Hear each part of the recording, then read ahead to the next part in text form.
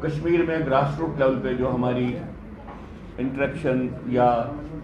जो भी हमको इंफॉर्मेशन कलेक्ट हो रही है कि ग्रास रूट नैरेटिव वहाँ पे कैसा है, उसके आधार पे आज हम एक बात सरकार के सामने रखना चाहते हैं।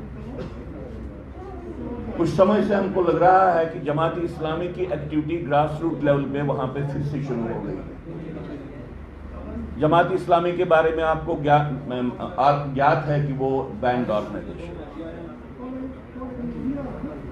हमारी जानकारी के हिसाब से ग्राउंड पे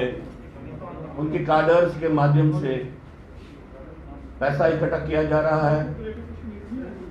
एग्रीकल्चरल टैक्स जिसको उश्र बोलते हैं या उश्र बोलते हैं या ज़कात के नाम पे, और एक इम्प्रेशन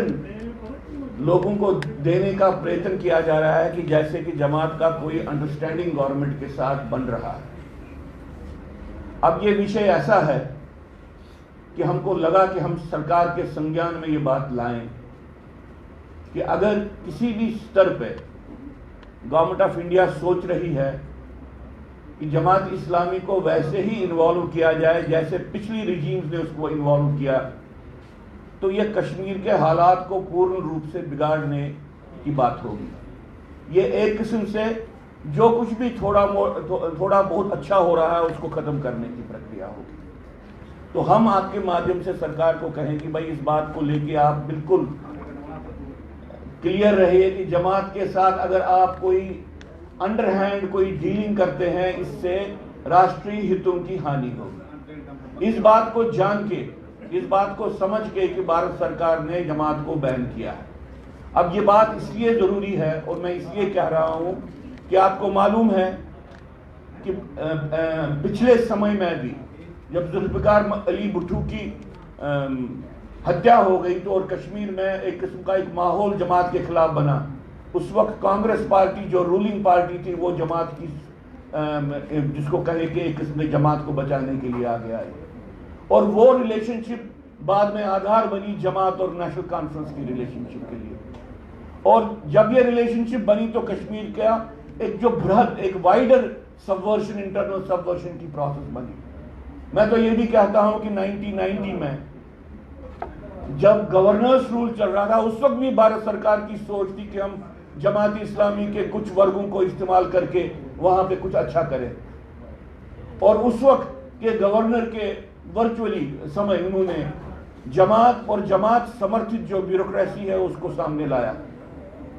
और बाद में आपको मालूम है कि हालात कैसे बिगड़े।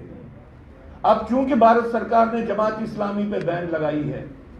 अगर किसी भी गलियारे में किसी भी स्तर पे ये बात चल रही है कि जमात के साथ हाथ मिला के हम कोई नया एक पॉलिटिकल कू कश्मीर में करेंगे, ये एक सुसाइडल बात होगी। ये बात कहने के लिए मैं आज आपके सामने आया हूं क्योंकि इसकी रिलेशनशिप हालात के बारे में है। अगर ये बात सत्य है कि कोई किसी किस्म की एक नेगोशिएशन, कोई किस्म का कोई रिश्ता बन रहा है, तो ये देश के लिए ठीक नहीं है। और अगर भारत सरकार किसी भी लेवल पे ये सोचती है कि हम कश्मीर घाटी में उस तरीके के लोगों को ही इन्वॉल्व करके कुछ काम करेंगे जैसे पुरानी सरकारों ने किया है, तो ये एक गलत बात होगी। मैं समझता हूं कि एक सुसाइडल एक अप्रोच होगा। हम कोई सरकार को ब्लेम नहीं कर रहे हैं, लेकिन उनको चेता रहे हैं कि जमात के साथ कोई भी अंडरहैंड डीलिंग करना बड़ा घातक होगा। जमात का जम्मू कश्मीर के हालात के बारे में या जम्मू कश्मीर की परिस्थिति के बारे में वही रोल है जो मुस्लिम ब्रदरहुड का इजिप्ट में है या पूरे मुस्लिम वर्ल्ड में है। इसलिए जमात आंतरिक विघटन की प्रक्रिया की एक प्राइम एजेंसी रही है, और पुरानी सरकारों ने बार बार कहा कि हजारों की संख्या में जमात समर्थित लोग सरकार में है, एडमिनिस्ट्रेशन में है। इसी के साथ हम ये कहना चाहते हैं कि भाई सरकार पूरे समाज को, पूरे जम्मू कश्मीर में जो लोगों को इस कॉन्फिडेंस में ले ले